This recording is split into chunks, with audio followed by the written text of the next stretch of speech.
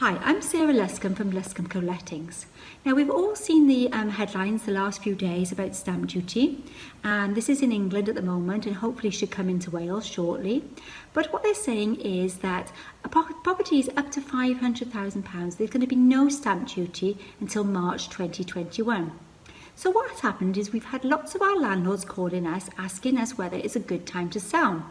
So I thought I'd put a little video together about what we're finding, and what we've been doing is speaking to industry experts like mortgage brokers, solicitors, developers, other landlords who've been in the market a long time, and actually what is happening in the market.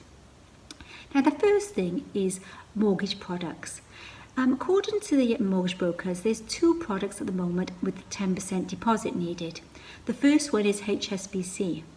And they're saying it's very difficult at the moment to get onto the HSBC website because there's not many staff working, so it's harder to apply at the moment. And when you do get on there, the criteria is changing because there are so many people applying. They're only going for people with the larger deposits of 15% plus. So it looks like the 10% are very, very difficult to get. And the second one is Accord, and they're only doing it for first-time buyers. So you can see the mortgage market and the products are decreasing at the moment. So that's the first thing. The second thing is people who had a mortgage product pre-pandemic, say in February time, they're finding that their mortgage products have been now pulled and they can no longer get the finance that they were promised. And what's happening with these people? These people are then now renting and pushing up the rental demand. So prices are increasing in the rental market as well. We only have to look back at 2008, 2009 and how the financial crisis affected the mortgage market then. Mortgage finance dried up and therefore the sales stopped moving. And it became harder for buyers to get mortgages as the 5% and 10% deposits products were being pulled from the market. So if you are thinking of selling at the moment, think twice, because you might get a buyer out there, but they might need a larger deposit. Also, you might have to take a price reduction. As I said, it's a buyer's market at the moment. So obviously the stamp duty announcement is good, but it might not affect the type of person that's buying your house. Now I'll come on to stamp duty and how that is going to be affected by the price of your property. So let's look at stamp duty and the type of person that was going to buy your property, which is important to know. Now, if it's a first-time buyer, they're usually going to buy something under £180,000. So for them, it's not going to affect them because anything under £180,000, there was no stamp duty anyway. So we're looking at the second-time buyer market, people from 180,000 to 250,000. Now previously, I've done some figures of how it would work for them. So previously, with a 10% deposit on a property of £180,000, it was £18,000, plus your 3.5% stamp duty, which is £6,300, totaling £24,300. Now remember that figure.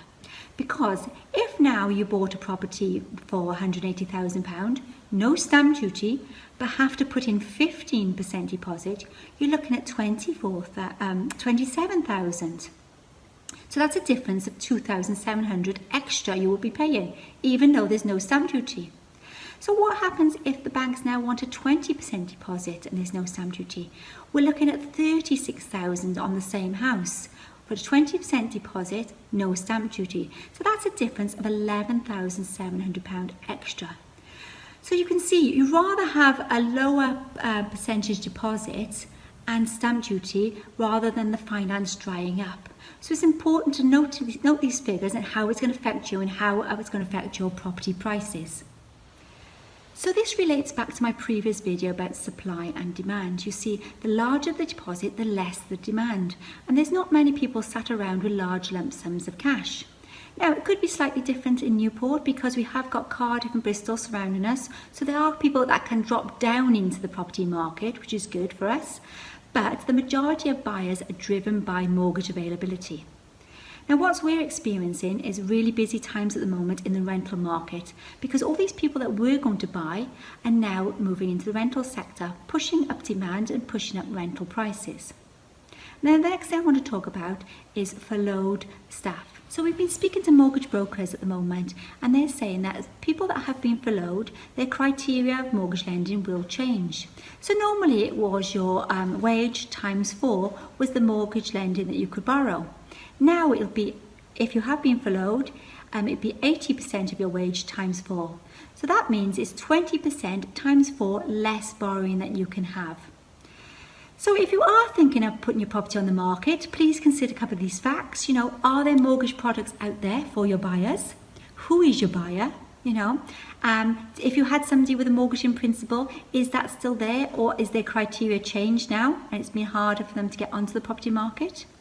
Also, stamp duty, is it really going to affect you in your price range? Will it mean there'll be more buyers? Or if you do the maths, will your buyers be worse off? So good news is though, the property rental market is experiencing a boom at the moment. So if you do have your property on for rent or is renting, that's the place to be at the moment until we see what happens in the market. So I hope you found this useful, and see you in the next video. Thanks.